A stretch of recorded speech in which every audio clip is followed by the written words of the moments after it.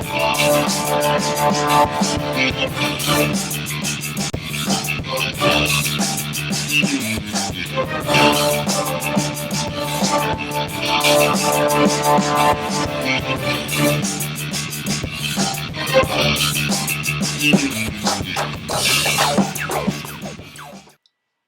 geeks, welcome to an episode of Geek Speak TV Live. I'm Patrick, your host. With me as always, Abigail. Hello. How's everybody doing today? How are you? I'm good. You? I'm doing pretty good. I'm kind of excited. It's a big day in geek for me. I'm sure for you as well, and for a lot of people out there, because today is July 30th. For those who don't know, the Harry Potter and the Cursed Child gets released tonight at midnight.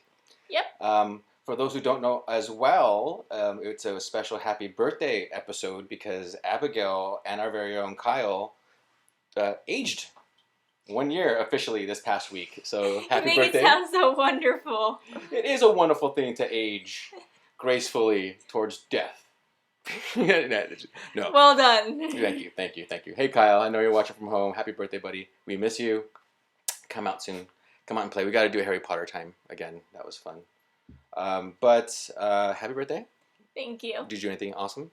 Yeah, just some knots, Silk City, Deadpool, the usual. Usual geekery? Yes. That's awesome. And also happy birthday, Harry Potter. You're turning I think he's 38 now or something like that. Yeah. Yeah, way to go, Harry Potter. You're getting old gracefully. New book release. And for those who are long-term fans of Geek Speak TV, we turn 4 years old tomorrow. So we officially launched on July 31st, 4 years ago. And just let me take a little side note and say what a pleasure it's been to be able to do this and be able to experience so many awesome things in the geek world. I've gotten to interview Stan Lee, and we got to meet J.J. Abrams and Simon Pegg, Kevin Grievous. I got to talk to Aaron Eckhart on the phone at E3. That was like one of the weirdest, most coolest experiences of my life, because there I was at E3 having the time of my life and then having to take a phone call interview with Aaron Eckhart and just talking about his new movie coming out. And to me, none of this would be possible if it wasn't for the fact that people like you at home, the thousands of you that there are that like our Facebook page, make it happen. Without you, we wouldn't have the ability to go to these things and actually report on our side of the things and get to see all these cool, amazing things. So thank you for your support. Please continue watching us and subscribe to our YouTube channel and share us with your friends, and keep spreading the love of geek to everybody. And so will we, for as long as we're able. They kick us off the air. But they can't because it's YouTube and it's free. So that's what you get, YouTube. So this week in Geek, box office-wise, of course, Live Long and Prosper dominated the box office with a $59 million opening week. So good. Star Trek did well. Golf clap for you guys. The Secret Life of Pets drops down in its third week to number 2, which I still need to see. Not too shabby, at $260 million so far to date. So that's pretty awesome. That's pretty good. Yeah. And then Lights Out, which is a horror film in the middle of summer, did pretty well at $21 million for number 3. Number 4, I can't believe it's like number 5, I think, or 6. They need to start numbering these things because I'm losing track. Yeah, please put a number at the end of this so we can Ice Age, another Ice Age, Collision Course. Number 4 with $21 million. Ghostbusters falls number 5 in its second week of opening at $86 million to date. So it's not that bad. And I just want to talk about this because a lot of media has been reporting that it's such a dramatic loss from 1 week to the next. 46% drop in opening box office. But just so you guys know, that's a common thing with big box office openers. Civil War did the same thing. So it's what happens. And plus, you got Star Trek coming out, and yeah, it's got a lot of competition. Yeah, Star Trek is a huge movie with already built-in fan base, so it went against another big franchise, a bigger franchise, I think. I mean, Ghostbusters had 2 movies and a cartoon series. Star Trek has.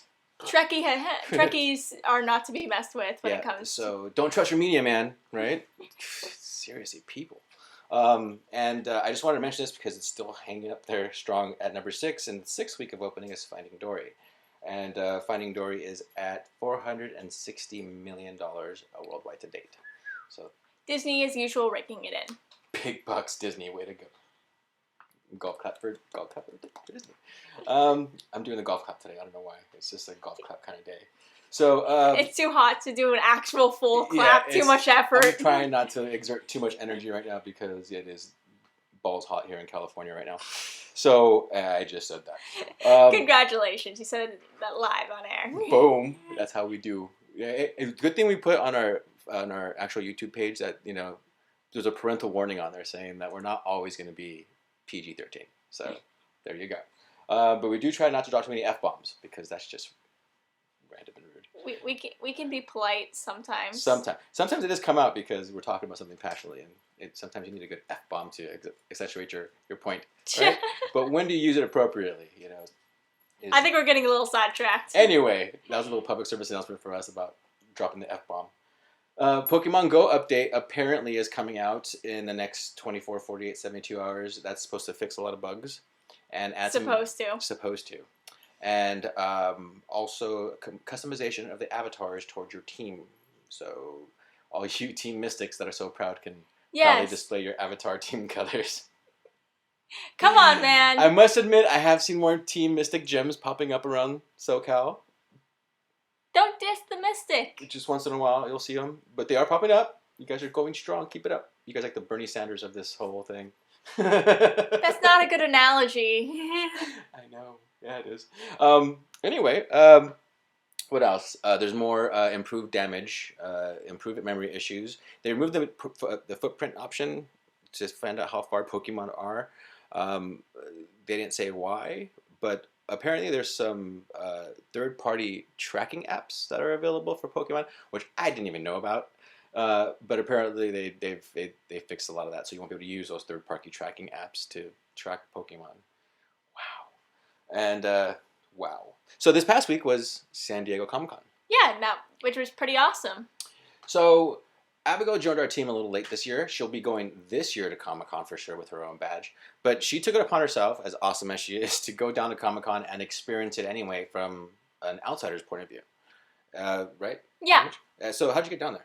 I took the train, and I took the Pacific Surfliner down to the station, which is literally like maybe a couple miles. And if you don't feel like walking those couple miles, you can take the trolley from there, and it drops you right in front of the convention center. Very convenient. So what was the total cost of that? That was, I think, a little over $60. So that's round trip? Yeah. And that's cheaper than parking. Parking is about $60 to $120 depending on that. And I found out an Uber down there is about $85 to $105. And the nice thing is, with taking the train, they have Wi-Fi. Yeah, you get some Wi-Fi in there. So there you go. So that was cool. So what did you like most about the streets of Comic-Con? I think what I enjoyed the most was some really spectacular cosplays I saw running around. Did you get a chance to see the dude in the Rancor suit? No, I didn't, but I did see this really one of the best group cosplays I've ever seen. Which was?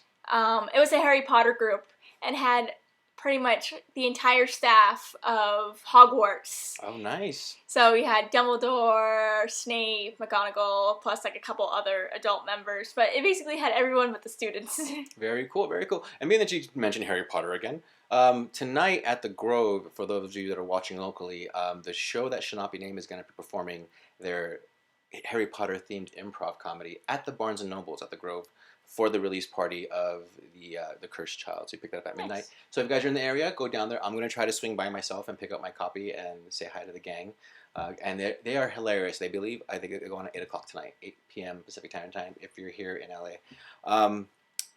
Harry Potter, God, it's going to be an awesome. I'm excited. Oh, that's the other thing too. Keep the secrets. Have you heard about this? There's a hashtag out there called Keep the Secrets. That is about not spoiling what goes on in The Cursed Child. Yeah, no, for those of us who are hoping to see the play ourselves at some point. Or are slow readers. Yeah. Like, I'm going to have to take a day or two to read this book. I guess it's a book. It's a script. It's a script. Yeah, it's not novelized. It's a script, people. It's a script, but I'm getting it in a hardback. Nice. Because it's like $19 right now, so yeah. Hardback script. So I'm excited to read that tonight. So what else about Comic-Con? Not a lot of people know there's actually quite a bit to do without a badge. And a lot of people who did get a badge got it for they got it for Friday and Sunday or something like that. So they had this day where they couldn't get inside the convention center and they had to find something to do. You know who knows about that? Our fans do, because that's what I've been saying for years, people. Go down there without a badge and you'll have the best time of your life. There's so much to do. And again, there's another sidetrack about Comic-Con. Like I've been saying, like I said on the last show, it's gotten a little too big. Hall H is where everything happens, all the panels are, but you get to see the panels 3 minutes later. They're streaming them online now, so it's kind of really just wasting your time to go in there and see. It's these only panels. the only people who actually censored some of their trailers was Marvel. Oh, there you go. There you go. Speaking of it, this was like the Comic-Con of trailers. It's like that's the biggest news that came out of Comic-Con was a the metric frick ton of trailers came out. Let's start off with the first one that I saw. That let's see, Suicide Squad. Suicide Squad looks really good. I'm excited to see it. Yeah, that's got a little more in depth story wise as far as like what to expect from why they're being recruited and who recruited them and whatnot. A little more character reveal as to the good guys and the bad guys. It looks like they made an effort to make it a little more lighthearted because you saw how everyone reacted to the Batman versus Superman, super dark. Yeah, and I liked Harley Quinn. She seems to be like the she seems the highlight of this movie so far. Yeah, it seems like from what I can gather from the trailer, it looks like Suicide Squad is going in to save the day in order to reduce their sentence, but Joker and Harley seem to have their own thing going.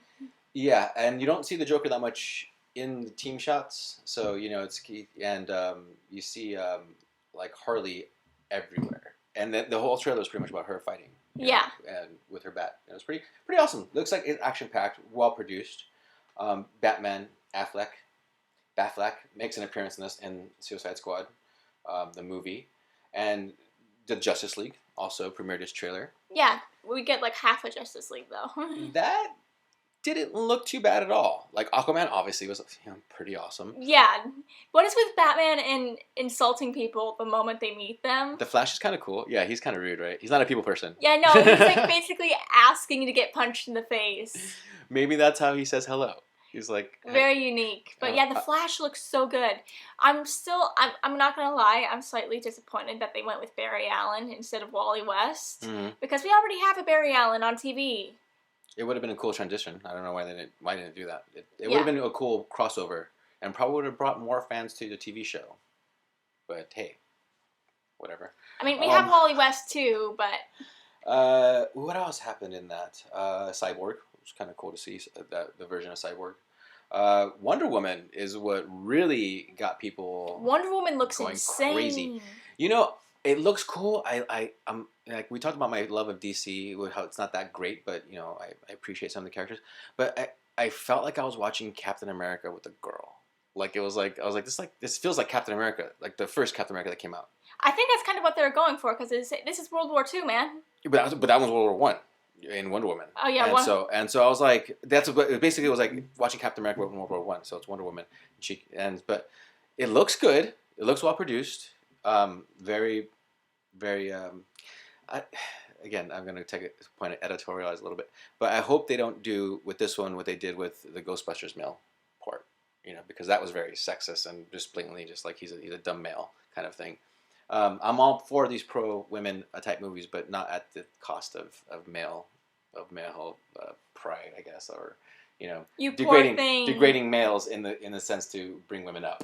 In that sense, it's like we can do both and keep a good balance. But I caught a piece of that Ghostbusters movie and I was like, dude, that's just weird, just really awkward. Like who brings out pictures of like themselves all six packed and ripped in the office situation? Like which headshot should I use? And I was like. Okay, but Wonder Woman overall though looks like. Well, they shouldn't because Steve Trevor, he's pretty intelligent in and of himself in the comics and in most everything he's appeared in. I've never read a Wonder Woman comic. Have you? I have. How are they?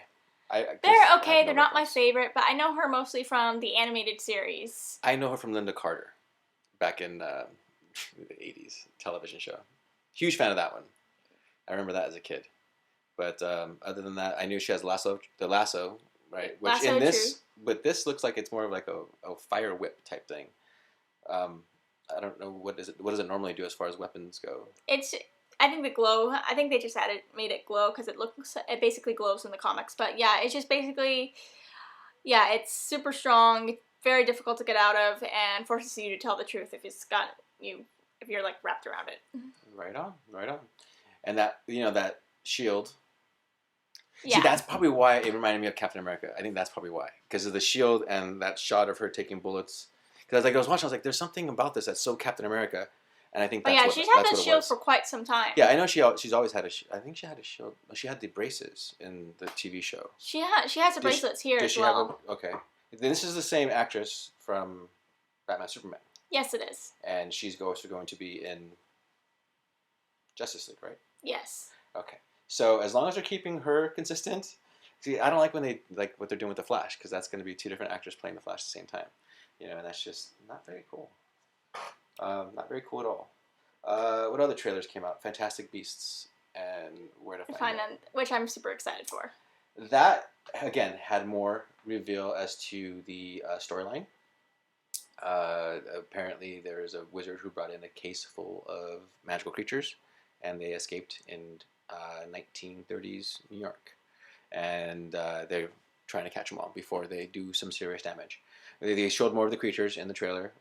There's this cool Pokemon-looking thing that's all white with like a phoenix. It's like a white phoenix, basically. It looks like.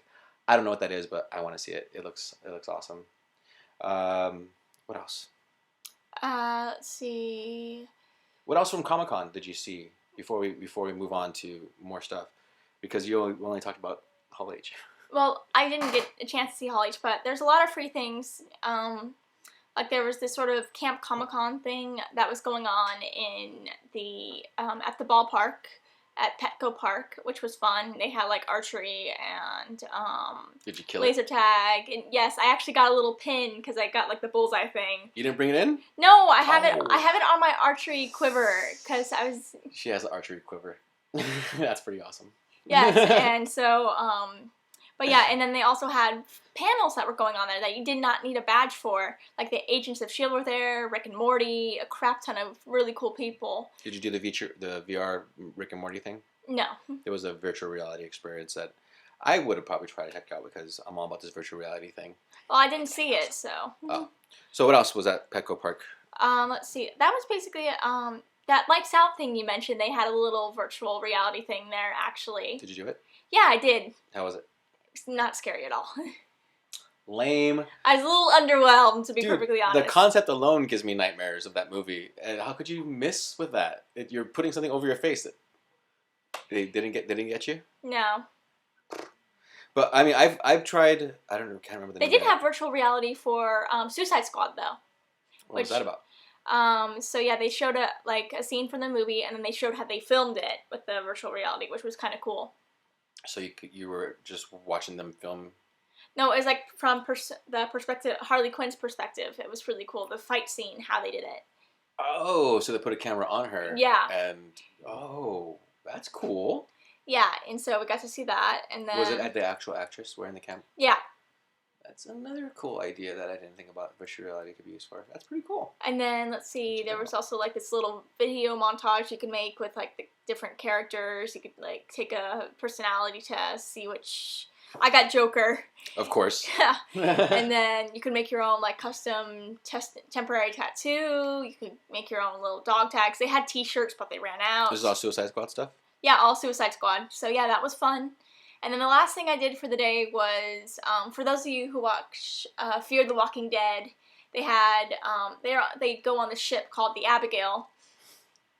And they had that down there. That's cool. So you had your own ship.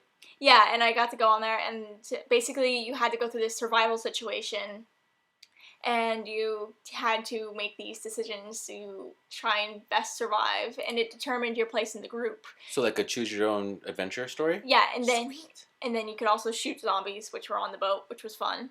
Awesome! And so you could choose your own adventure stories for me is like the most exciting part of virtual reality, I think, because that's basically... you can... Yeah, but you were, like, touring around the boat, and it was fun, and cool. What I ended up doing, you could either get Alpha Dog, Tool, Zombie Bait, or Infected. I made poor life decisions, so I was infected. So you were a zombie? Yes. I shot really well, but I made poor life decisions. Oh, she trusted the wrong dudes and let her just stray. No, What'd you do?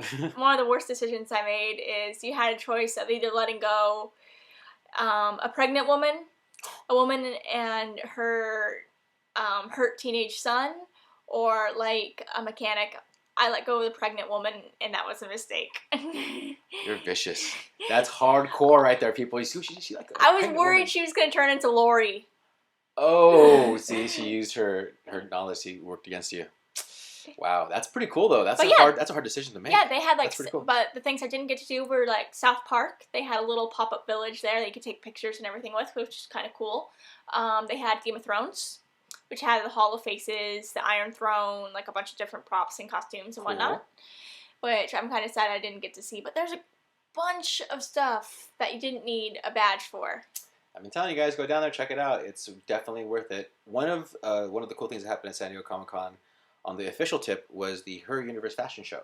And I mentioned, I might have mentioned on our Facebook that a friend of ours, Camille, I'm going to mess up her last name, so I want to read it so I don't mess up her last name because I said I wasn't going to do that. Facchiola. Thank you. Camille Facchiola. Thank you very much. Won the Audience Choice Award with her dress, I Solemnly Swear I'm Up to Couture, which is a pretty cool name for the dress, I thought. Take a look at what the dress actually looks like. That's what the dress is. If you guys can see up close, it has the Marauders map on it. And with the push of a button, the map actually disappears. And Can I get one of those for, like, exams? Like all the answers disappears. This is that's wearable technology. That's pretty cool, and she won the fashion show. So way to go, Camille. And so one of the things that she's going to be able to do is I think she gets a couple of, or her own line, I'm not too sure how many pieces, in Hot Topic stores. That's really cool. Yeah, so good for you. Golf clap for you.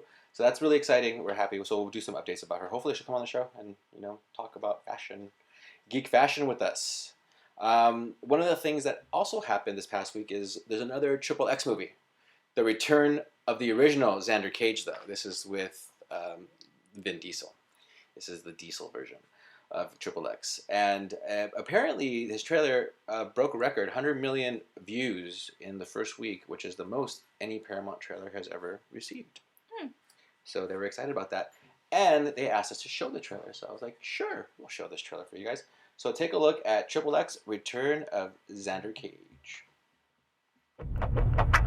They say the world is safer than it's ever been in the history of civilization. Do you feel safer today than you did yesterday? I know I don't.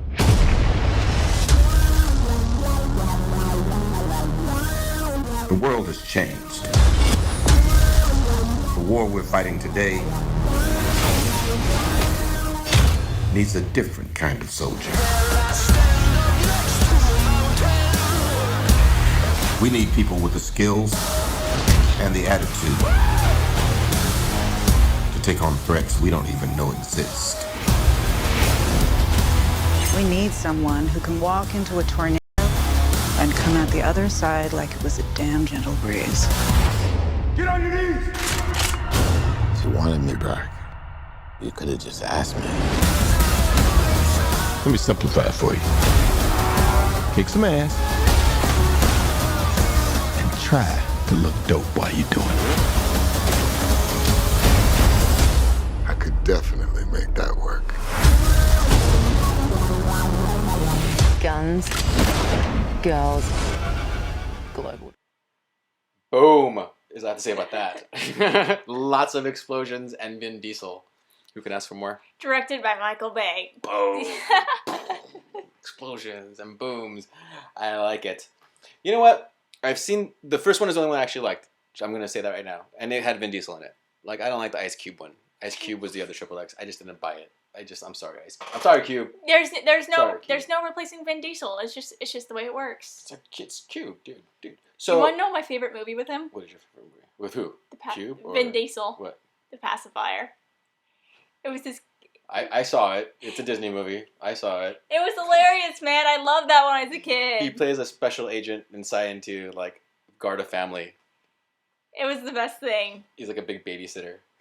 Oh, my goodness. So, let's mention Stranger Things on Netflix. You're a little further than I am, so no spoilers. I think I'm episode 7, you're episode 3. Get with it, man!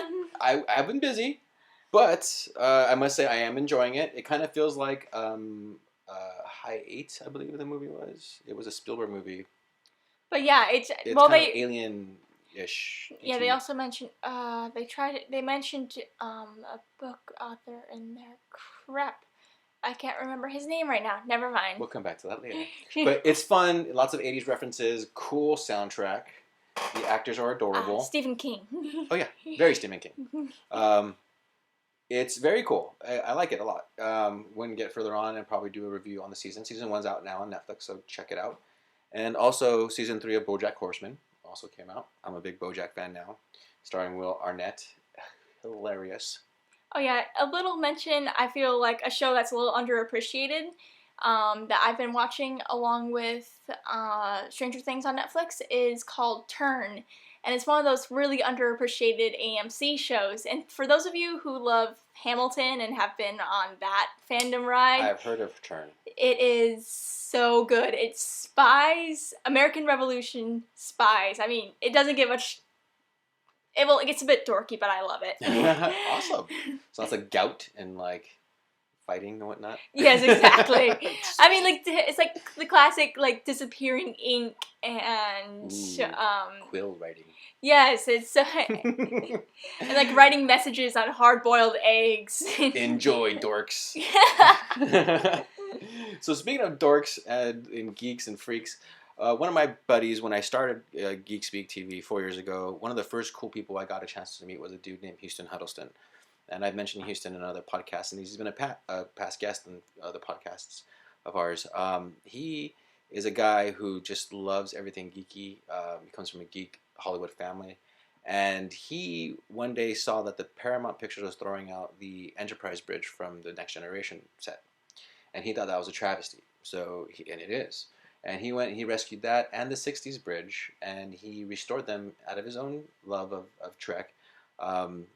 He did 2 successful Kickstarter campaigns, and he got in some legal issues with Paramount and decided to, instead of having the Enterprise Bridge project be what it was, he decided to create the Hollywood Sci-Fi Museum.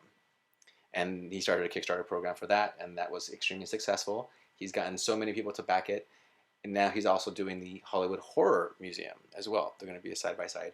The reason I'm talking about this is that they have an upcoming world tour to raise more funds to get the museum started, because they're doing this completely as a ground level. You know, they have no building, they had nothing, and they started from nothing, and they're building this up. And they've got an amazing board of directors, and we actually have a video from Houston to show you guys, and who can say it better than the man himself? So check this out, enjoy.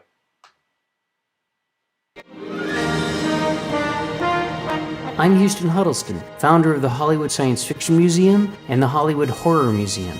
And I'm standing between Robbie the Robot's legs, the gun from Forbidden Planet, and the shuttle bay from the Starship Enterprise. We've come a long way in 4 years since I found the Paramount Bridge sets from Star Trek The Next Generation and the original series sitting outside rotting, about to be destroyed, and had the wild idea to rescue them, not knowing what I was going to do with them. But the fans came through, and so did many actors, studios, and companies. We had 2 successful Kickstarters, and help from William Shatner, Michelle Nichols, and of course George Takei, who helped us raise $50,000 in only 3 days. Hello friends and supporters of the Enterprise Bridge Restoration and Hollywood Science Fiction Museum. It's great to see your dreams are finally coming true. You may have heard of our bridge restoration or sci-fi museum through many articles, online, in papers, magazines, and quite a number of TV shows. I shall always be your friend. But our biggest thrill was when Conan O'Brien used our TARDIS in 2015's San Diego Comic-Con. Incidentally, Peter Capaldi's one of the greatest guys you'll ever meet. A lot of people thought we were crazy trying to build 2 museums without having millions of dollars up front.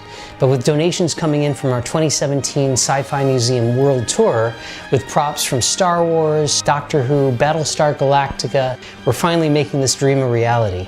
Our nonprofit 501c3 educational foundation will teach STEM-based programming for all ages through interactive video displays presented by the actors, writers, and directors who created each franchise, teaching all aspects of filmmaking, with scientists and astronauts showing the real space and science behind sci-fi.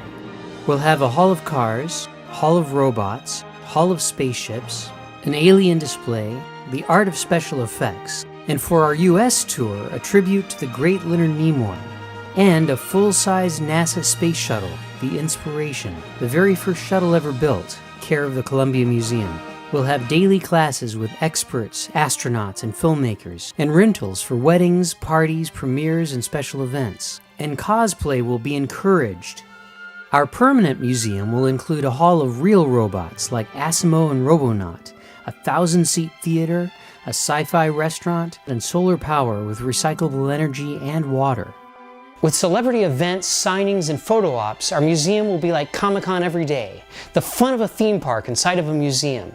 We've already received over $12 million in props from major studios and collectors, including replicas and screen-used props from many TV shows and movies. I'm sitting inside the Tom Cruise seat from the Universal film Oblivion. What makes these props so unique is Universal spent millions of dollars building everything one-to-one scale instead of making them all CGI, and for our traveling exhibit you'll see exactly what I mean. Our board of directors includes many people who helped create sci-fi as we know it. Ronald E. Moore, Andrew Probert, Doug Drexler, David Gerald, Timothy Earls, Dan Madsen, Dan Curry, Greg Nicotero, John Eves, Andre Bormanis, Rick Sternbach, astronaut Catherine Coleman, NASA's Elizabeth LeBlanc, Adam Schneider, Heather Cochran, and many other cool, amazing people. Our tour is being produced by SEE Global Entertainment, known for their groundbreaking interactive displays of Pokemon, X-Files, Titanic, King Tut, and the official Star Trek World Tour. And we'll continue to bring our props to conventions all over the world, and possibly a city near you. And be sure to visit our website, hollywoodsci-fi.com or .org. Either one will take you there. And we can always use your help, whether it's donating time, money, or whether it's loaning or donating some prop or costume you want people to see. And check out our Hollywood Horror Museum, which tours separately in 2017, and also teaches filmmaking for all ages, and has some of the most legendary names in horror behind it. Thank you for watching. Live long and prosper. May the Force be with you. So say we all. Shiny. So there it is, hollywoodsci-fi.org for more information about the Hollywood Sci-Fi and Horror Museum, a traveling world tour. It's coming to a town near you, hopefully. Also, if you get a chance to go to the major conventions, usually Houston's there with the Enterprise Bridge, where you saw a lot of that footage being taken. People get to sit in the chair and take pictures and stuff like that. In their cosplay, which is kind of cool. In their cosplay. And Houston's such a nice guy. You can just go up, talk to him about the museum, talk about anything geeky. He's always willing to chat, and he's a cool guy. And thank you for doing that, Houston. You're helping preserve a part of our culture and history, I think. And something that's very important that no one was taken seriously. Studios were really throwing this stuff away in the trash, literally. It's terrible. But thank you for doing that. And thank you for all the geeks out there who are supporting this and other ventures like this that we undertake for the love of geek. So that's our show. Yeah. Thank you. Thank you guys for watching. Bye. Hope it was informative. We'll see you guys next week. Same bat time. Same bat channel. Bye. Where's the ending thing on this thing?